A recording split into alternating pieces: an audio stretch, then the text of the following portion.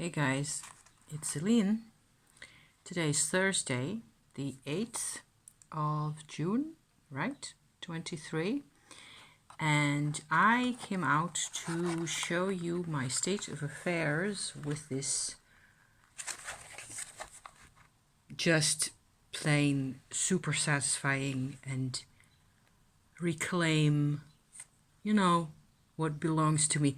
I don't know any more than you do about where this comes from. At this point, it's just that apparently this is what I need to do. So here we are, okay? So hi, welcome. This is a video, probably going to be some sort of a witchy check-in kind of deal, which I tend to do every couple of weeks, just to let y'all in on my on my things, because life is complicated and I have a certain way of going about things, apparently. I mean, I don't know where I get this stuff, I swear. It just comes to me.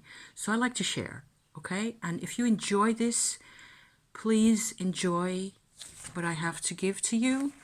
And it's free, it doesn't cost you anything, it doesn't cost you any money, except some time and some patience with me looking for the right words and stuff like that. So welcome to my channel.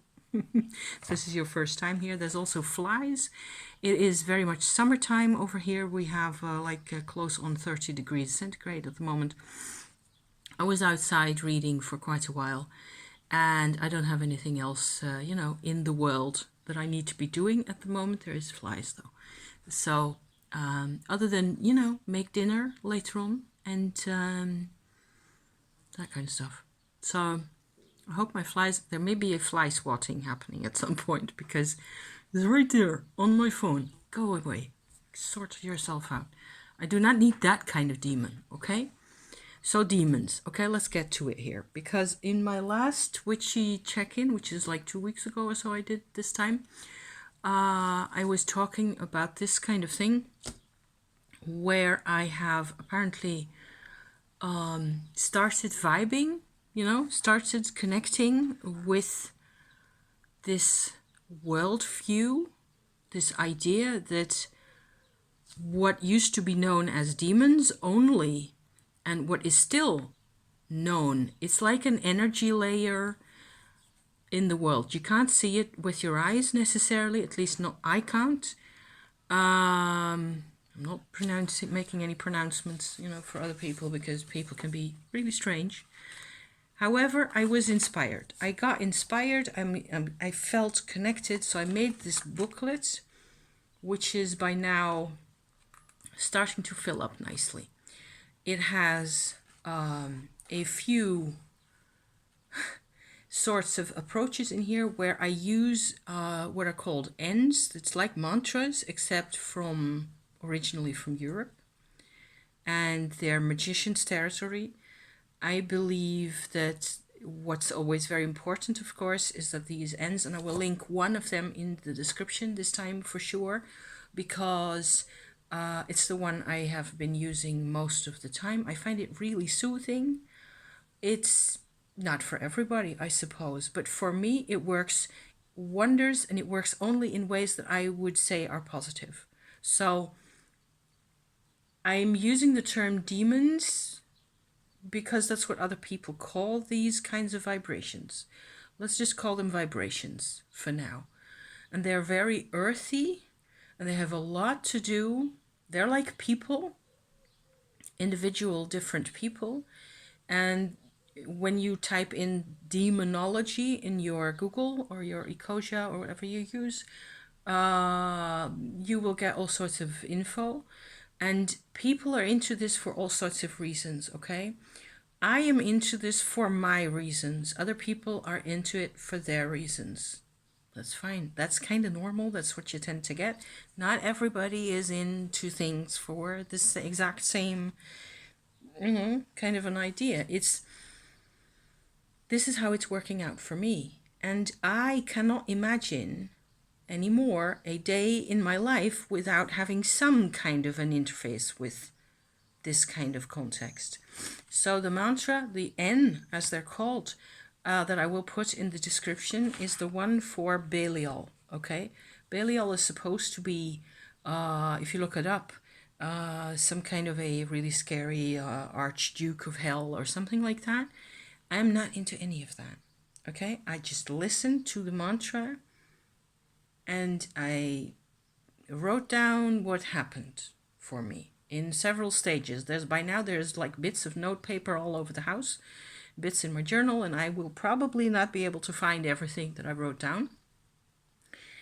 The interesting thing for me about this particular figure, I will show you my page here, like so. So this is him. It's definitely a him, very much. He's a bit smaller than I am. You might say, all this is more like an impression of what it makes me feel like than necessarily a representation of something I've seen or something visual in any way. You might as well say that Belial for me represents a part of myself, for sure, because they're all parts of myself, which is why I like this. It helps me organize the different angles to life for myself. So that is why I'm just completely nuts about this now. You might say that Belial represents a very ancient part of consciousness.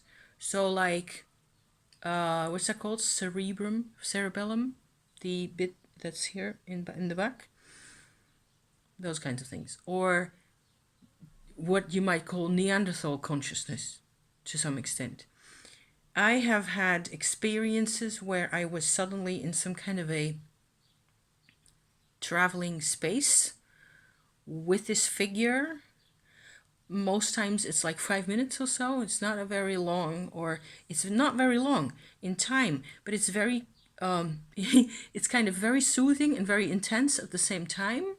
And it doesn't go on for a very long time. And I just plunge into this particular kind of a worldview, I suppose, is what they are, which I suppose makes some kind of sense. And Belial's very much a earth-based kind of a spirit, kind of an approach, kind of a mentality. The last sort of a contact point I had with him, which by now is a week ago or so, that was really close into this. I'm saying he because it is a figure, okay? I can very easily feel whether there's hesitation between us or not, whether I'm open-minded enough or focused enough or relaxed enough or any of those things. I always have to check whether all the parts are at the same page, of things. And sometimes they're not. And last time, it took a minute for me to really figure it all out. And I was like, okay, I need to listen to you. I need to, pay attention, slow down, because Belial's tempo as an earth demon is way, way slower or different than ours. You would say slower from the human perspective, the human social, where this video is happening, kind of a perspective. But from his perspective, he's not slow at all, of course, because he's doing a gazillion things at the same time. He's as efficient and as driven as we are, but in a very different way. And once I got myself aligned with this vibration that I'm starting to get to know a bit better, as I do this kind of thing a couple of times a week, I felt like, oh, hey, you're showing me mushrooms. That's so cool, whereas it's not mushroom season here, well, except for a couple of weird ones that have shown up in, what was it, last week, I think, just a few spots. We'd had some humidity, for a little bit. We had a very wet spring, so the earth is very humid and still, underneath the grass. But by now, with a couple of days, a week, I think, of this kind of weather, it will, it's not necessarily mushroomy season. We did have a full moon last Sunday morning over here, where I am in the Netherlands. So maybe that had something to do with it. But I just saw a big brown penny bun and bolete mushrooms kind of all of a sudden appearing. And it was like he wanted me to see them. You know, Belial, wanted me to be aware of this very happy vibration that is for me certainly also, and for him, you know, associated with that particular creature that is the boletus mushroom, the Boletus edulis, also known as porcini or Steinpilz in German, you know, that grow all over Europe, also in the Netherlands, plenty, you know, when the season is right. And when the season is actually right, which tends to be the end of October here, for the massive autumnal flourishing of those, I will go out and harvest them, and I have done so every year whenever I had a chance, except for the past 2 years. It has been very bad and very strange, really, because there's a connection to the whole astrology of those past couple of years, and it has been so I'm kind of hoping that by now everybody will have been, you know, will have recuperated a bit from all the pressures that have been going on in the world that apparently the Boletes even suffered from. So yeah, life has not been easy, not even for the Boletes, boy. So that was kind of very unexpected for the mushrooms to be just kind of presented to me, like, watch, pay attention, look at the mushrooms. And I went like, okay, yes, I mean, okay, gorgeous, you know, thank you for showing me those. That is just fine in my book. And that's the kind of, there's no real like a reason for this kind of information, except of course I went ahead and drew you know, shroomies into my notebook because I can. And so yeah, and there's a lot more I could tell you about each of them. I'm just going to show you my booklet, go page through these, just as you you know, as you do. I sewed all sorts of nice cool colors kinds of paper together with needle and thread, basically punching holes beforehand. I printed out like this little image here, for example, that has it's an etching from the probably 17th century or so by I don't know who, a Dutch person, I think. I kind of felt this was very appropriate to have in here because you probably won't be able to tell, but it's like a dinosaur figure, and there's all sorts of very sad, old looking, droopy witches, and on the back of the dinosaur is a witch, the devil, and they're talking, and they're like, you know, it looks to me, I put this image in because it looks a lot like a very compassionate sort of a place that they're in. Also the passing of time, you know, and those kinds of things, and having your own ways of dealing with whatever is going on in your life. And it's often it's emotional, and it's about loss or acceptance or things like that. Number 2 in my book is Leviathan. So he's a water spirit, okay? I have not had that much deep information or exchange with Leviathan necessarily. He's helped me significantly, but it was to get to a part that is in the back of my book here. That's what I've been working on today.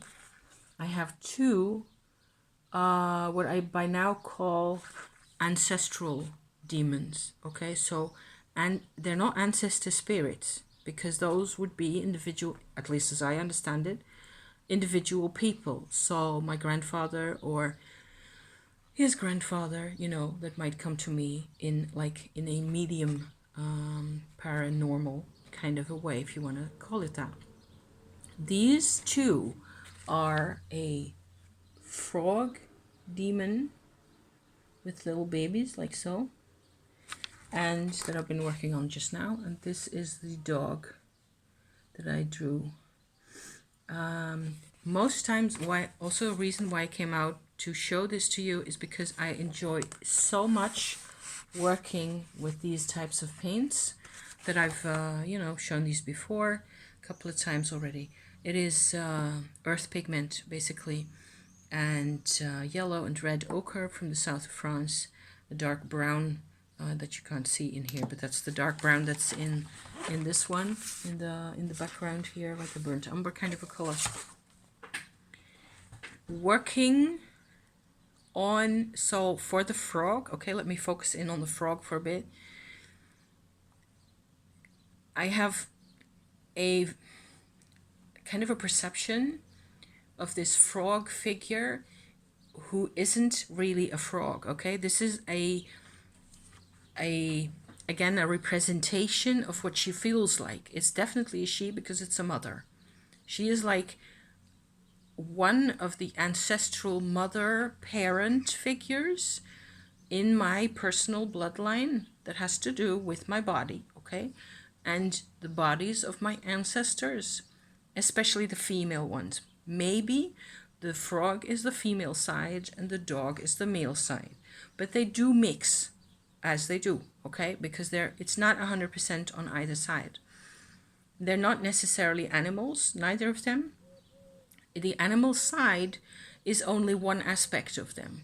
So if I wanted to, I could ask the frog to transform, so to speak, into a human female figure or anything else in between or anything amphibian, as long as it has to do with earth and water, and depending also on what this figure then becomes. It's very intuitive work, okay? And you go very slowly, you go one step at a time. For these two, of course, I do not have mantras. I do not have chants. I tend to just put on the Belial or the Leviathan, because the Leviathan base figure of the watery emotional world was who brought me immediately to these two and then left me there, kind of thing, where there were two forms of how tough life was for my ancestors a lot of the time, at a very deep physical, visceral level, where the frog, the first time I saw the frog, and this may be shocking to some people, but I'm sorry for that, but it's just life, she was in a very deep, dark hole underwater, very murky, very black looking place, and she was surrounded by dead tadpoles. So it was, I still get like an in here if I think of it. And because I came to her and paid attention to her, basically, then it looks like how I've interpreted anyway, is that Leviathan started working with her behind the scenes. And the next time I saw her, she was surrounded by living tadpoles. And I drew her like this. Maybe you can see that in my little painting here, where she has a couple of living tadpoles by her side. And there's a hillside there with a tree on it that has crosses, where the old ones that have gone before are buried neatly, The crosses just serve, they're not necessarily a Christian reference, although of course they are.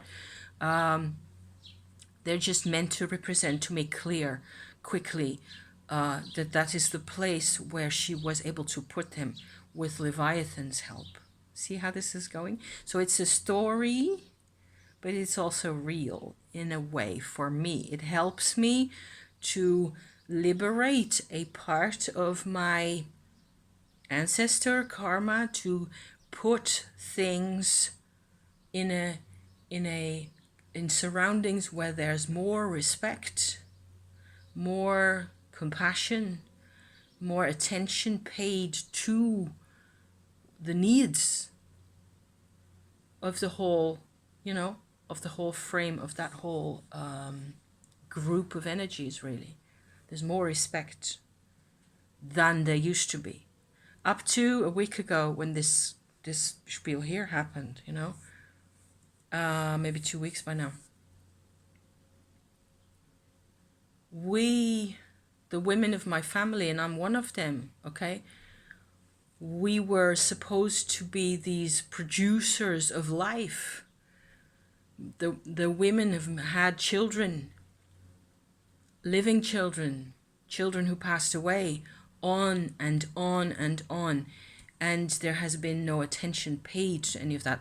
It is normal for women to be, at least most of the time, to be mothers at some point. And at least it was in the past where these figures are coming from. So that is what the frog is about. But painting this, and I finished painting the figure yesterday, and what I do is I paint them onto like a piece of fairly decent sturdy paper.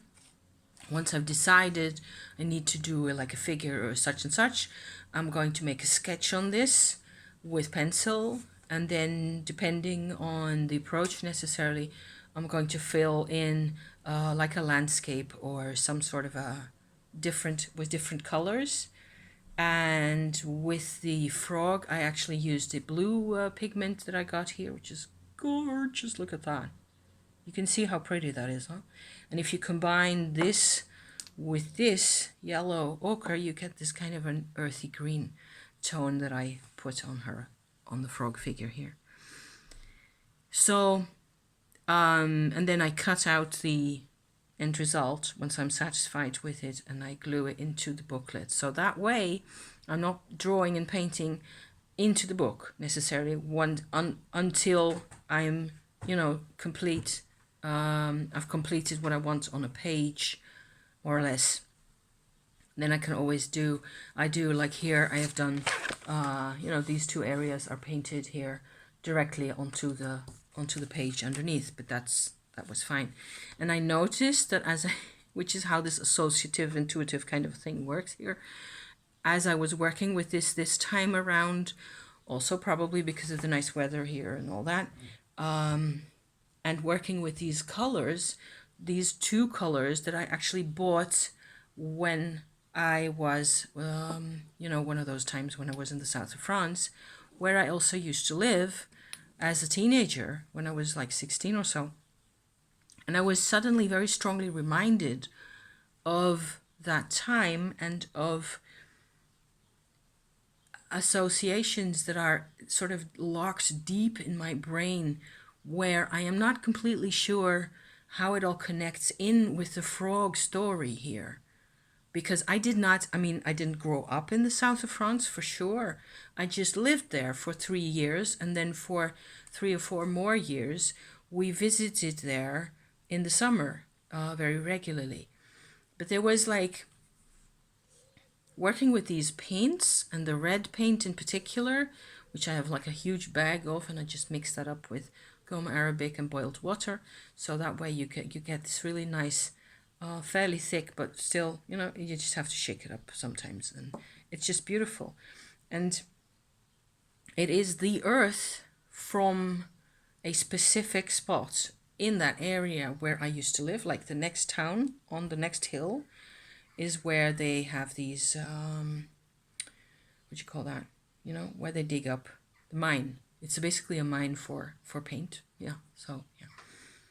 But I've always been a painter, and somehow it just makes 100% sense, and I couldn't for the life of me explain why.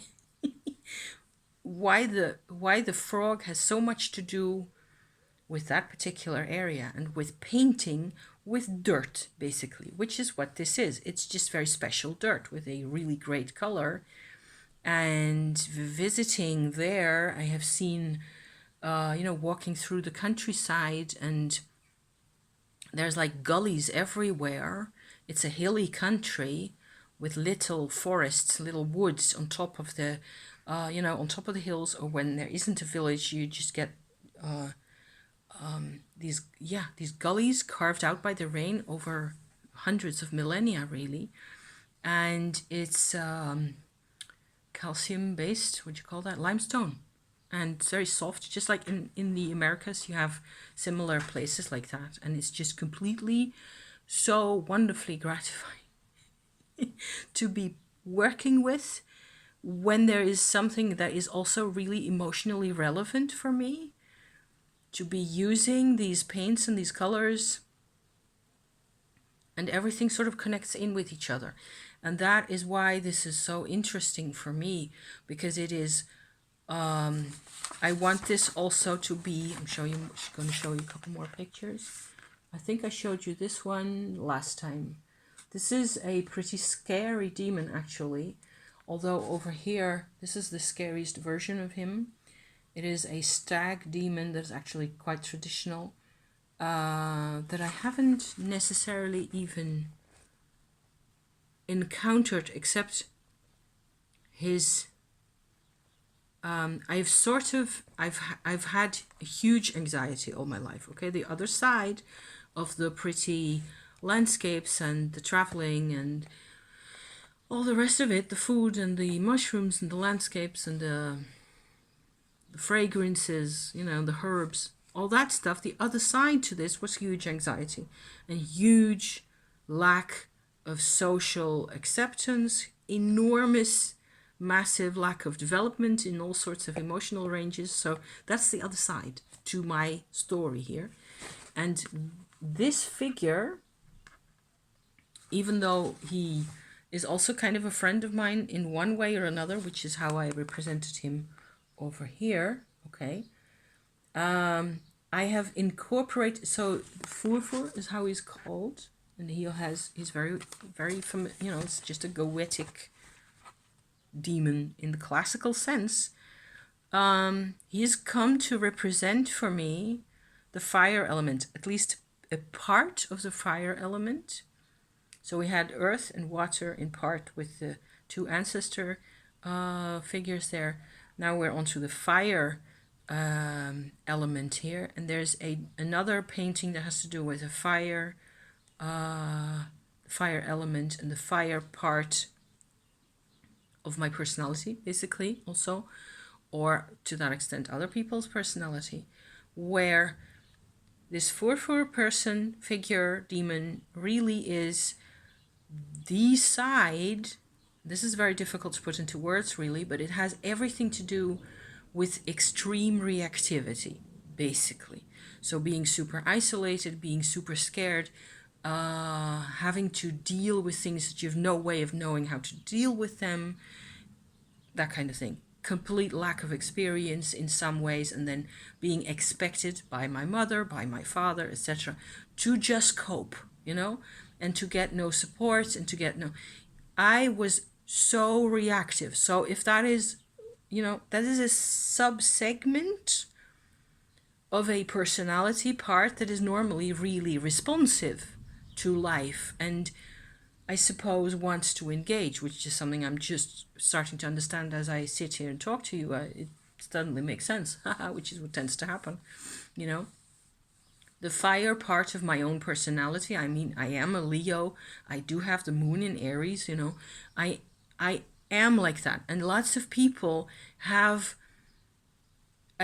what ends up being an imbalance in your elemental distribution. There's not enough of each thing, or there's one thing that is just super developed. And for me, it was this reactivity, the fear of failing in other people's eyes, of being shut out again, of being once again kicked to the curb, you know. There you go. It may be very relatable, you know, because as it turns out, other people have this kind of shit. So it just all belongs together, okay? And so personally, I'm really nuts about this one because it means this thing here shows me that the anxiety is part of a larger whole, okay? Which is positive. So even though it has had effects on my life and on my personality, which has scarred me forever, and I will never be completely healed from that either, because that's just not gonna happen, it makes it a lot easier to deal with it, to deal with the side effects and the fallout and all the rest of it, and to have some wisdom and some compassion and some self-compassion, you know. If you can see it all as part of a layer and part of a larger whole. So this is becoming a whole religion thing based on demons. So my fire demon that you just saw his hand, I hope you could make that out with the hand with the stag on it. This is the fire demon. This was a whole nother exercise because it took me at least a week, maybe 2, to get figured out what my fire demon was supposed to look like. And because there's lots of fire demons, okay, to choose from. And none of them felt like I was easy to get along into them, you know. That's not English, I know. That it was easy enough to pick up the vibe. What I tend to do is when I'm looking for a particular kind of a vibe, I will always look up the mantra. I will try to find a name, find a story, a name in all those databases of information that you can get on this kind of stuff on the internet. Once I got a name, I will try to find the mantra, the N, okay, and on YouTube, and just like the Belial one. And then as I listen to that, I wait for something to happen, wait for something to show itself. And with this one, all I had was that it was actually working. As I was working with that particular N on, I made this drawing and it was working, and I could feel that it was working. And it was appealing, maybe because I have always been so, what's the word? Blinded, yes, by the stag with the anxiety, that the presence of the fire spirits behind it doesn't get through to me necessarily, because I'm used to this lightning effect of the stag. Maybe it makes sense, I don't know. It took me a minute to get this figure on the road, and he's living inside a volcano, and he's got a sword into the stone. There's a whole more story about the sword and the stone and the fire element here and the Tumo, okay? Because my Tumo practice is going really well, and I've lots of developments for that. That maybe some of them aren't really it's not possible to talk about, you know, not for me on this channel necessarily, because it's going to be a bit too personal and a bit too it's going to be X-rated, you know, so no, so let's just not do that. However, there's menopause related parts of the Tumo practice that I have talked about in the past that I've had to revisit over and over again recently, because menopause is not over, and it looks like I'm back onto now having periods again, in parentheses, just gotta say this. And there are sometimes when it just becomes a very nasty mess. The Tumo helps. Fantastic with menopause, if you know what you're doing. I've posted about this before, and if I have any brain left, I will also put that video, which is like a year, made a year and a half ago or so, about this particular, because I'm talking about it. So in case you just listen to me now and you want to know about this particular side of things, I will just have a link for you in the description, okay? That's the second link. Because this actually has everything to do with the Tumo practice, the sword into the stone. It's not a sword, it is just the fire of the Tumo going back into the female organs. That can be a bit of a big deal. I may eventually decide at some point to do a recap of this particular Kundalini yoga technique, because why not? And it has helped me enormously, and there's all sorts of side effects to menopause that you struggle, that you can say, maybe this is you, you know, you're maybe struggling with this, and it helps. It really helps. It sorts it out for us. So yeah. So then I thought I was doing really well, okay? So there's a middle section to this booklet here, where there's 2 more black pages, and in between that is the X-rated section, because there are demons that I'm not going to talk to you about that do have one painting about in here. 2 actually, one is printed out and the other is an actual painting that I won't be able to show you without getting embarrassed. Okay, so I'm not doing the embarrassed bit. I have one more element. The air element demon is this one. And it is a demon that's called Dekarabia. And very little is known about this kind of a figure, and certainly not about any history to it or any origin story or any of that. It is a star, and it does have an air element association. So I was really comfortable doing this and painting this, and I am fine with it representing my air element. And as I was listening to that respective N, to that mantra, I did definitely get a sense of being in an upper layer of the atmosphere. So at least like 1,000, 2,000 meters above, our plane of existence, being higher up, being in a way cooler, kind of a setting, kind of surroundings and so on. Also, as I was just working on this, we had like a stressful phase with, things happening around here. There was also like this full moon, and there was other things going on. And for some reason, it just all got, I had another moment where anxiety just was very hard to control, basically. And it's not really over, because an example of how the mind by itself is not a problem for me. It's never been. But there's choices. Isn't there just so many choices? Like, for example, 2 days ago, I went into town to my favorite, normally, shop where I get these pencils and markers, and they got lots of excellent stuff and brushes. Not the paint business though, but I do get inks and stuff like that over there. They also have a coffee shop where they have great coffee and tea and cakes and things. So I was going to have lunch there on Tuesday for the first time, and I was really disappointed in how they did that and how they went about things.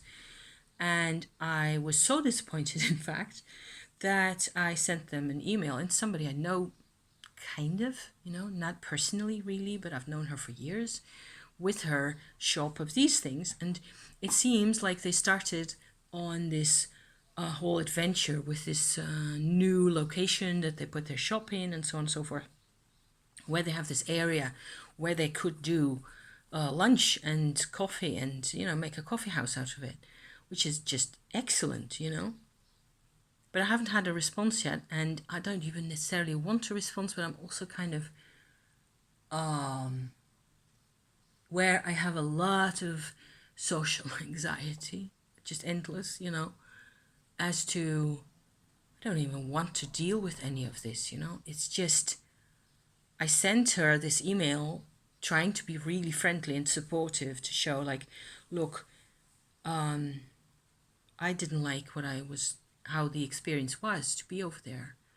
And this is the first time. And it was so awkward in lots of ways. And I am awkward, So, but I did send the email anyway. And I typed a lengthy, to my perspective, really friendly page of text. And 2 days later, I have not had one blip of response. I do not think she has time to read emails anyway. And I get upset again. And for me, it is just another case of basically feeling like there is nothing I can do for people until,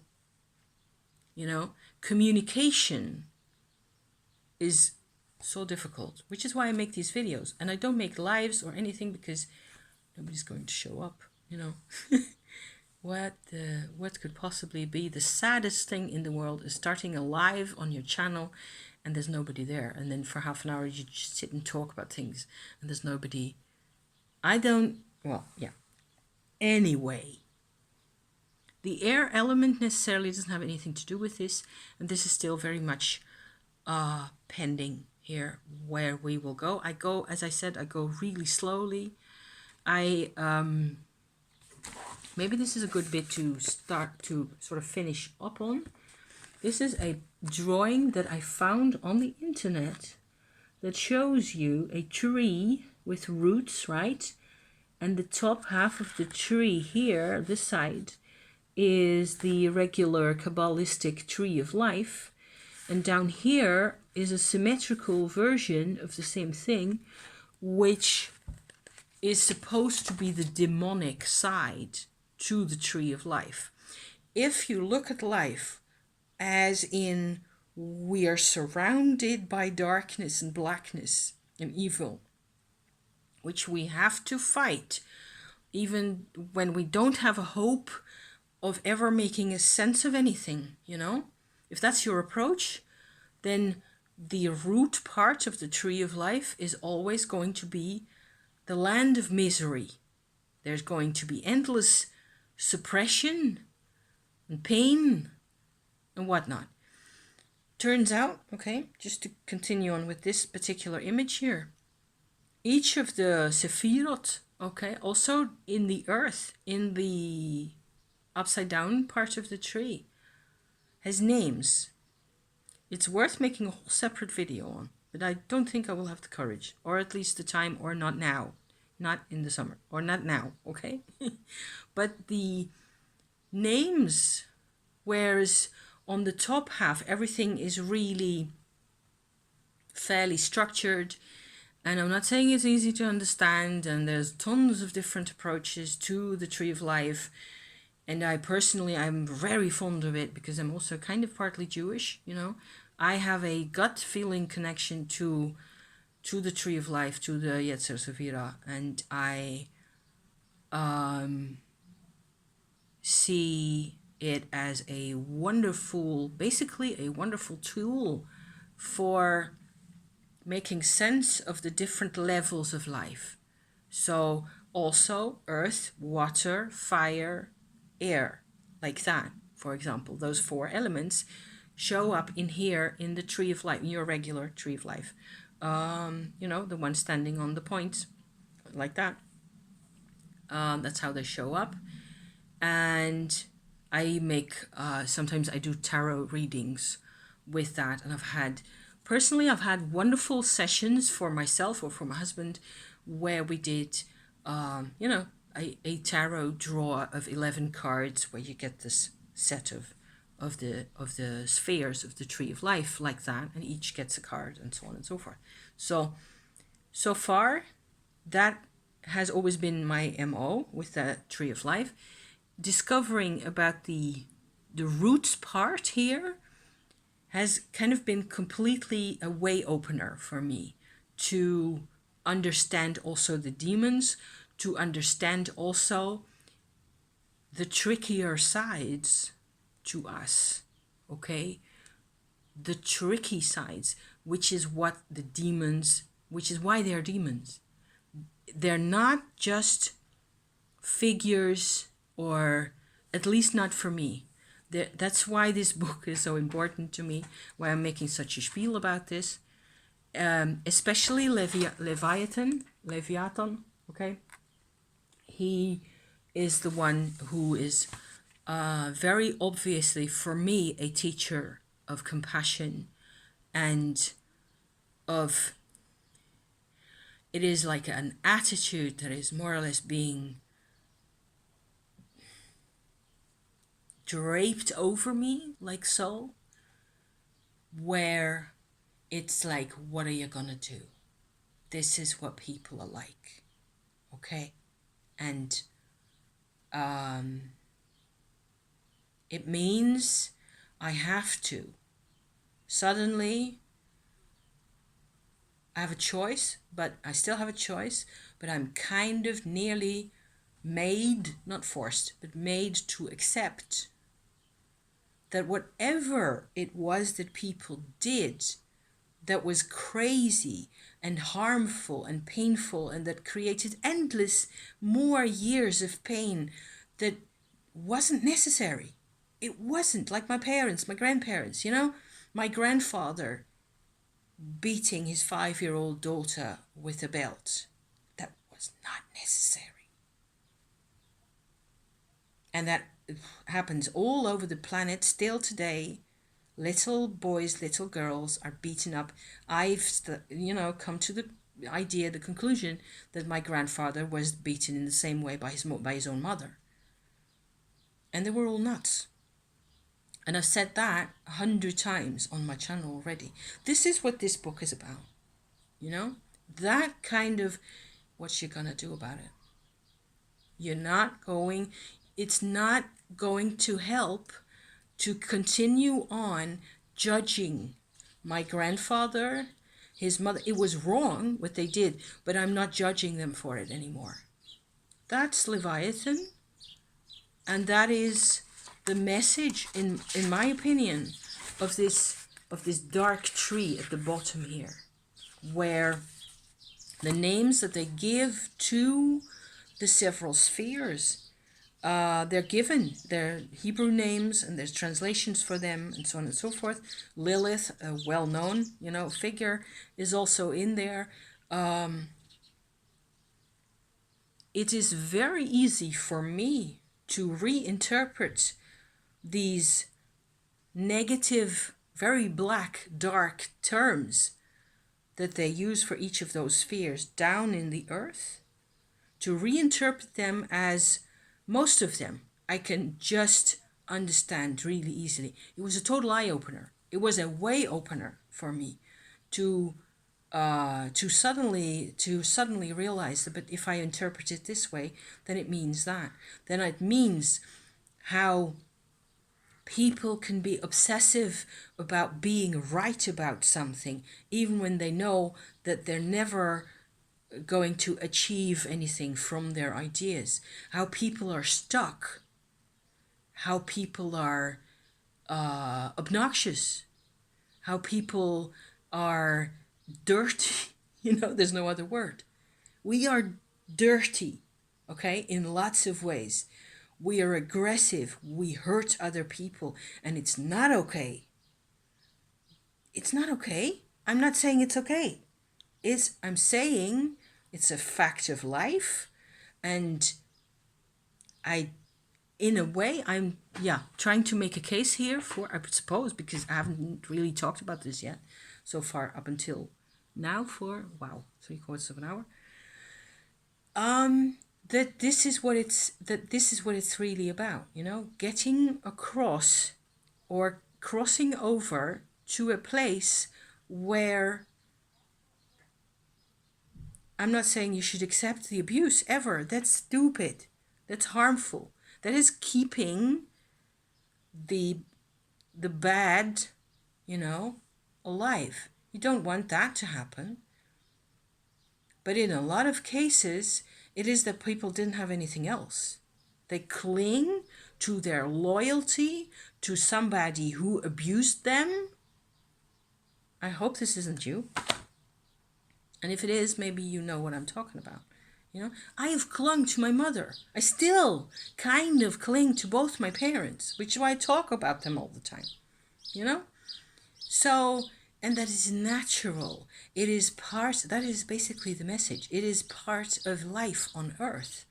And that is why I enjoy using this stuff so much. And it just feels like a healing dose of natural healing energy, like Tumo, like properly stabilized. Let the tears come everywhere.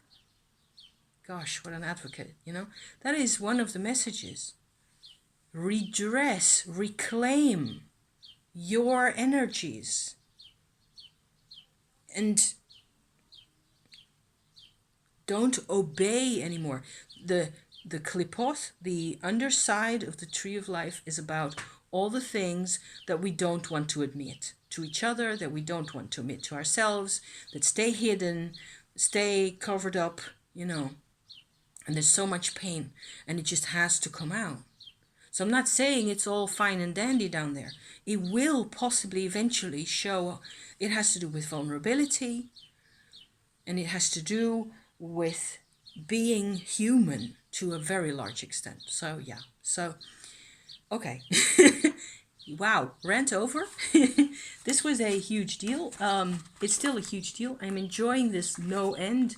I painted, I put the beads on, and I'm so not done with this. And it's going to be, there's a couple of more pages where probably I will still encounter other, figures as I go along. Not everything becomes necessarily a demon. A lot of things can be relevant. A lot of stories can be really relevant. And it's my job to sort of figure out which of them belong with what and what the nuances are. And as I do that, I paint and I write and I make sigils, and it is very magical and very therapeutic at the same time. So probably more therapy than magic. Magic is a whole story by itself. So, yeah. So thank you for watching. You lasted this whole time. You are one hell of a... which is kind of appropriate in the context. You're a great person.